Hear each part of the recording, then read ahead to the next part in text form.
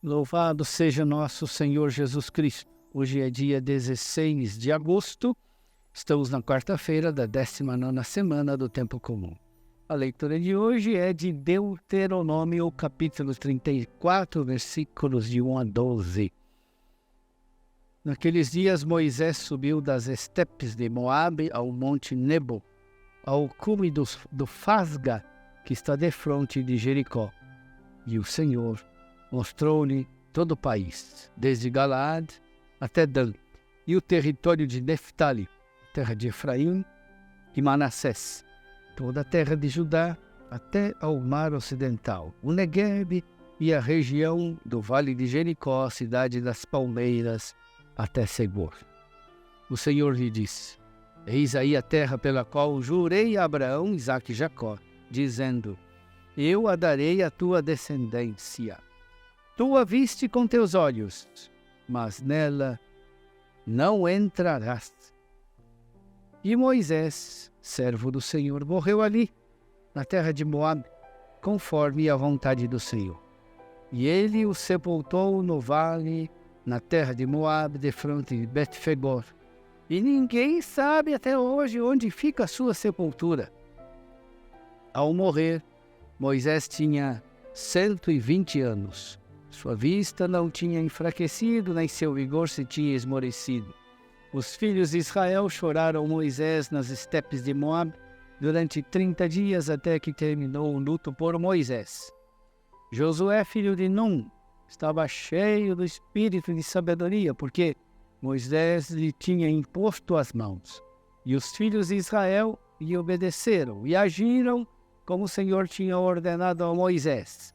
E em Israel nunca mais surgiu um profeta como Moisés, a quem o Senhor conhecesse face a face, nem quanto aos sinais e prodígios que o Senhor lhe mandou fazer na terra do Egito contra o faraó, seus servidores e todo o seu país, nem quanto à mão poderosa e a tantos e a tão terríveis prodígios que Moisés fez à vista de todo o povo de Israel.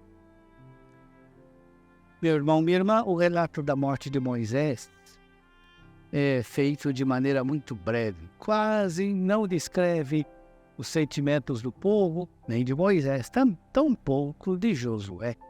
O drama da morte de Moisés parece não importar a ninguém. Até mesmo o lugar da sua sepultura foi esquecido, conforme diz a leitura, e ninguém sabe até hoje onde fica a sua sepultura. Moisés foi esquecido? Certamente não. Conforme a leitura, em Israel nunca surgiu um profeta como Moisés, a quem o Senhor conhecesse face a face. O esquecimento do lugar da sepultura de Moisés se deve ao fato de que o seu desaparecimento não deixou um vazio. Afinal, a condução de Moisés era, na verdade, sinal de que é Deus quem conduz o povo, e Deus não morre. Assim, ninguém precisa peregrinar para o lugar de sua sepultura, uma vez que Moisés permaneceu, de alguma forma, vivo. Nesse sentido, Moisés é uma prefiguração imperfeita de Cristo. Da mesma forma como nunca peregrinamos para a sepultura de Jesus como lugar de sua permanência, assim também o lugar da sepultura de Moisés foi esquecido. O Antigo Testamento está repleto de prefigurações imperfeitas da morte e da ressurreição de Cristo. Vejamos alguns exemplos. Abel prefigura o mistério de Cristo, porque ele morreu, mas em um certo sentido se manifesta vivo depois da morte. A voz do seu sangue clama ao céu. Na realidade, Abel está morto, não ressuscitou, mas algo dele clama ao céu.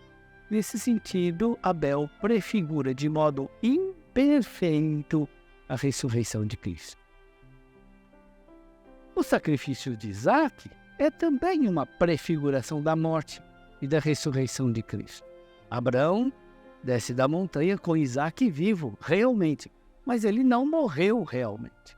O sacrifício de Abraão foi um sacrifício espiritual, não foi um sacrifício cruento. Na cruz, porém, o sacrifício de Jesus é cruento. Assim, o sacrifício de Abraão prefigura parcialmente o sacrifício da cruz. A história de José é também uma prefiguração. José é uma prefiguração parcial da morte de Cristo, pois ele não foi realmente morto pelos seus irmãos, e assim pôde, após muitos anos, salvar o pai e seus irmãos da fome.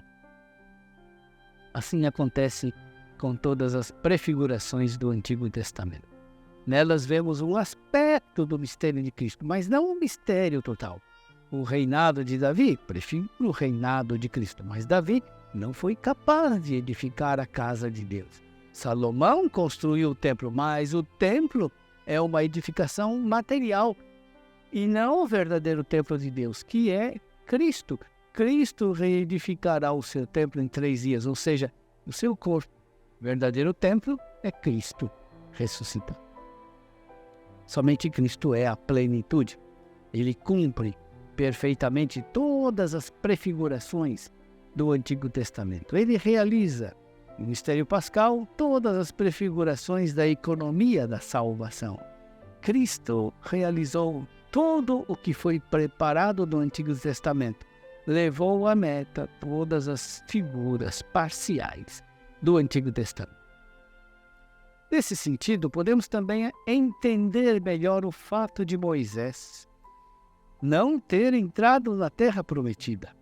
Moisés não pôde concluir a obra que ele tinha começado com a saída do Egito. Apesar de todos os seus dons, todas as graças recebidas, Moisés não levou a termo a obra começada. Ele fez quase tudo, mas Josué é que concluirá o êxodo. Moisés iniciou e levou avante a libertação, mas foi Josué que concluiu o projeto de Deus. Vemos que tudo isso aconteceu para a nossa vantagem, conforme a carta aos Hebreus, capítulo 11, versículos 39 e 40. Diz assim: todos eles, se bem que pela fé tenham recebido bom testemunho, não alcançaram a realização da promessa. É que Deus estava prevendo algo melhor para nós. Não queria que eles alcançassem sem nós a plena realização.